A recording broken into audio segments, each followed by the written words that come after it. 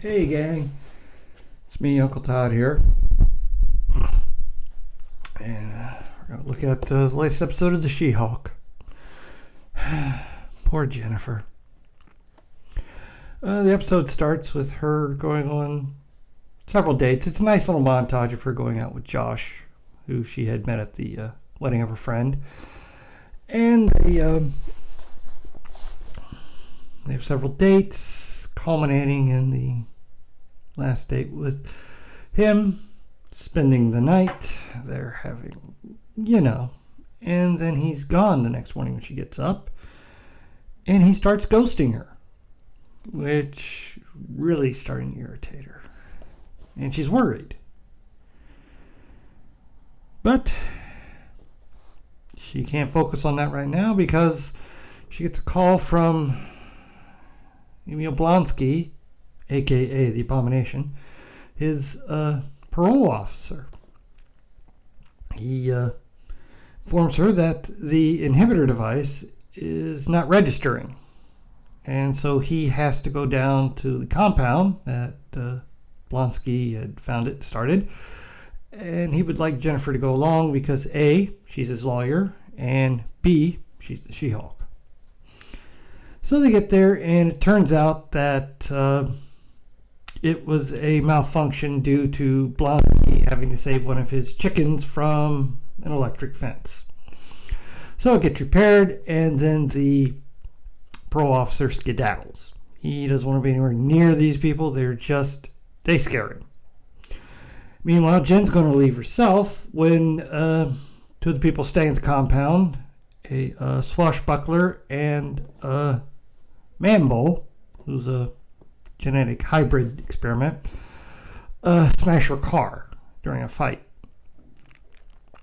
And she's kind of stuck there until a tow truck can arrive. It's going to be several hours. And they don't have cell reception. They don't have Wi-Fi. He's gotten rid of all that because he's into helping people, and those are just distractions. Which culminates in Jennifer ending up in a group therapy session with Mambo, the swashbuckler, the porcupine, who through anxiety cannot take off his porcupine suit, and a guy who thinks he's a vampire. When who should walk in but one of the guys that had attacked her back in, I believe it was episode 2 or 3, one of them, and she hulks out and just pummels him mercilessly. But then he explains that he's turning over a new leaf. He's coming here to become a better person. And she ends up joining the session, and they start discussing things about her. And she comes to terms with things. Basically, her wish came true. She, who had been the one who was never the attractive or the athletic one, now is the attractive and athletic one, but she wants to be appreciated for herself, for Jen.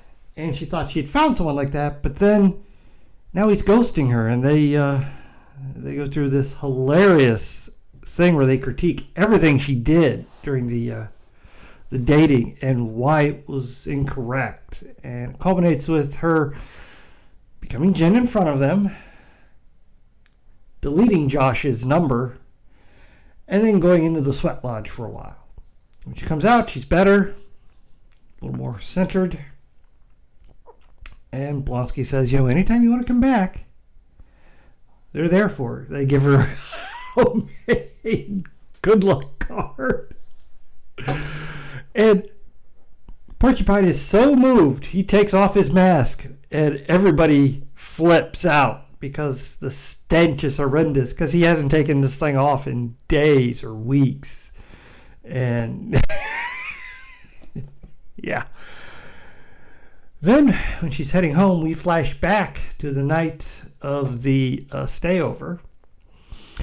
And after they're done and she's fallen asleep, he gets dressed, copies her phone, takes a picture of her asleep, and then texts someone with some emojis. And I'm not sure if he's just a douche that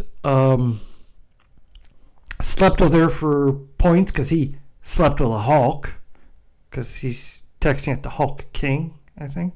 So I don't know if he's in like that, he's part of that website that is anti-She-Hulk, or if he's taken a blood sample for that group that's been wanting a sample of her blood.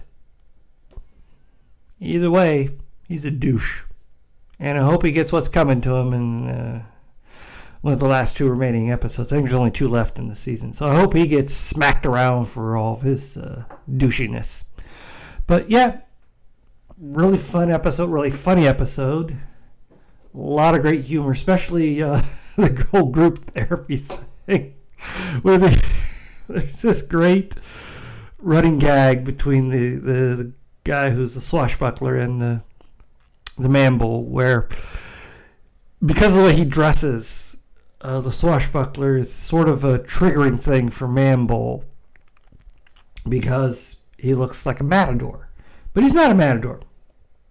Okay, he did some matadoring in college, but it was just a one-time thing. Just silly stuff like that. Yeah, another really good episode. I don't know why some people aren't liking it. I think it's probably one of the funniest shows on. It's great characters, great writing, great acting. It's just really enjoyable. And of course, we've got Daredevil coming up. He's going to be making his appearance soon. So we got to stay tuned for that.